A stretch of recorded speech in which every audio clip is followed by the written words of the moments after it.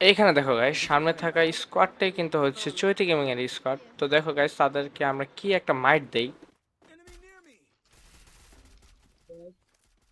না কি হয়েছে টেলিভিশন ম্যাচ আমি লাইভ এলসিডি গেমিং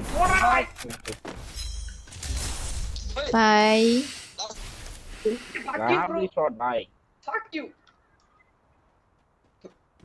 আর কাছে এলসিডি গেমিং এলসিডি গেমিং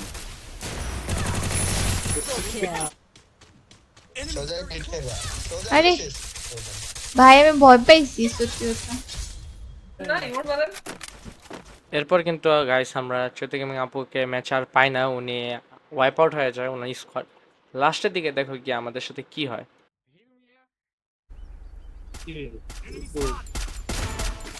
আরে তোলে অফিস হয়েছিল তোর বাইরে ছিল। আরে আর দৌড় পাই গেছে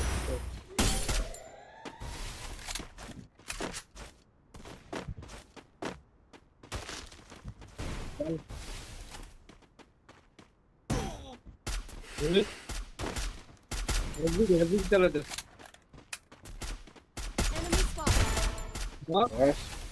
গেমিং